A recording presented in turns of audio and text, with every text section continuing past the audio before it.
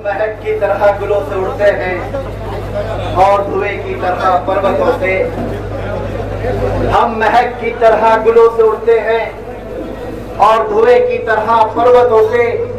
ये कैंचियां हमें उड़ने से क्या खाक रोकेंगी कि हम परों से नहीं हौसलों से उड़ते हैं।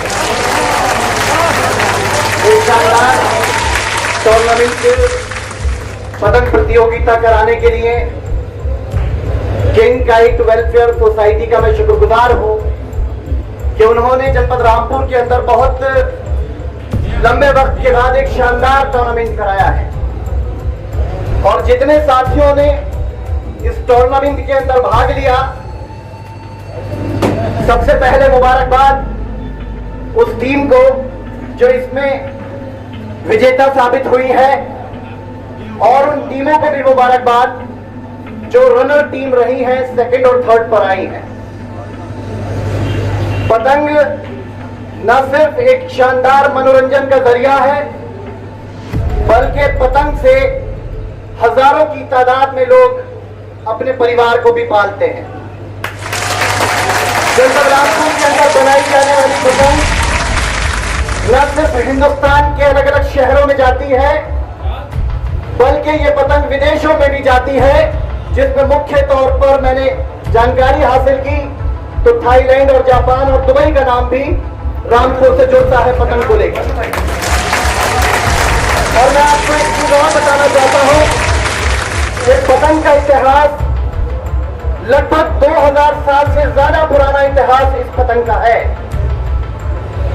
पतंग का पहली बार जो आविष्कार हुआ था वो 3वीं सदी के अंदर हुआ था और चीन के अंदर पतंग बनाई गई थी। आप सब लोग पतंग प्रतियोगिता से जुड़ते हैं, पतंग का शौक रखते हैं, लेकिन शायद कम लोगों को जानकारी होगी कि ये पतंग जो है 2000 साल पुराना इसका इतिहास है और इसकी शुरुआत चीन से हुई थी।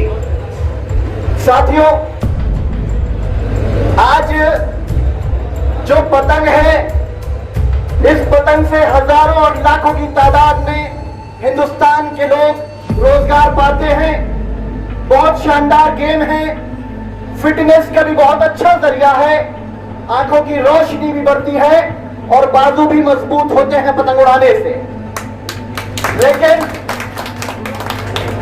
अफसोस यह होता है कि हिंदुस्तान के अंदर हॉकी को राष्ट्रीय खेल का दर्जा प्राप्त है, क्रिकेट को और फुटबॉल को भी राष्ट्रीय खेल का दर्जा प्राप्त है, लेकिन यह पतंग इसको राष्ट्रीय खेल का दर्जा आज तक प्राप्त नहीं हुआ, जिसका 2000 साल से ज्यादा पुराना इतिहास है।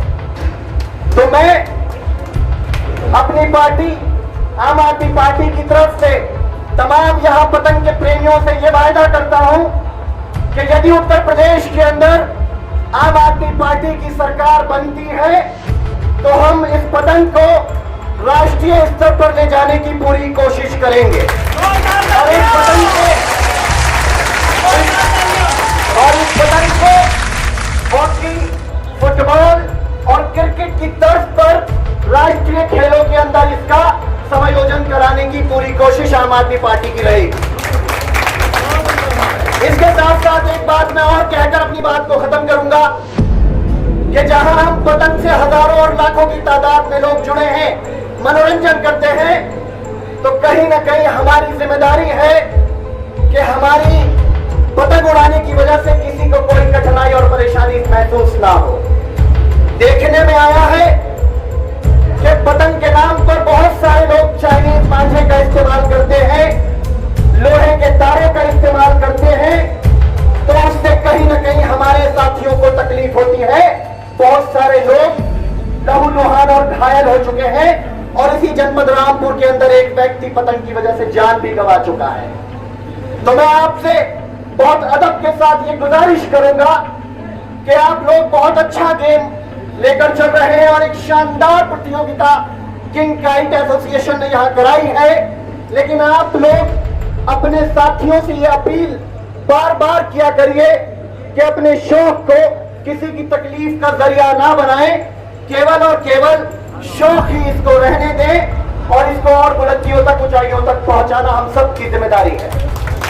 साथियों, मुंशी प्रेमचंद की वो कहानी यहां अगर मैंने नहीं बताई तो शायद ये आज की प्रतियोगिता पूरी नहीं होगी, जिसमें उन्होंने इस कहानी के अंदर एक बच्चे का जिक्र करते हुए लिखा था कि एक बच्चे ने अपने पिता के कुर्ते से पैसे इसलिए चुराए कि उसको पतंग खरीदना थी, क्योंकि उस बच्चे को अक्सर लोग ये कहते थे कि तुम्हारी माँ जो है वो स्वर्ग में है, आसमान में है, अल्लाह के पास है।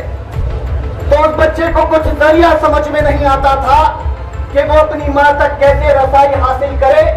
उसने देखा कि पतंग आसमान की बुलंदियों तक जाती है, तो उसने अपने पिता के जेब से पैसे चुराए और फिर पतंग उड़ाई, इस तलाश में कि उसकी बात, उसने अपनी माँ का नाम उस पतंग के ऊपर लिखा और उस पतंग को उड़ाया, आसमान की बुलंदियों तक उड़ाया।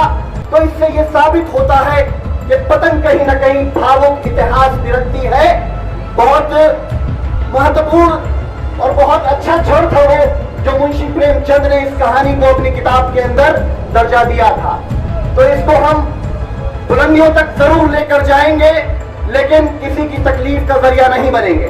क्या आप लोग चाहते हैं कि हमारी पतंग से किसी को तकलीफ ना हो? चाहते हैं कि नहीं चाहते हैं? आप उठाकर बताइए, फिर आप लोग वायदा करते हैं कि आप लोगों के साथ साथ आपके सहपाठी, आपके शौक रखने वाले लोग आज के बाद चाइना के मांझे का और लोहे के तार का बिल्कुल पतंग उड़ाने में इस्तेमाल नहीं करेंगे। वायदा करते हैं? जरा जोर से आवाज लगाकर बताइए, वायदा करते हैं और सबको जागरूक करेंगे। इंशाअल्लाह अगर आम आदमी की सरकार बनी तो राष्ट्रीय खेलों के अंदर इस पतंग की भूमिका इंशाअल्लाह नजर आएगी। बहुत बहुत शुक्रिया।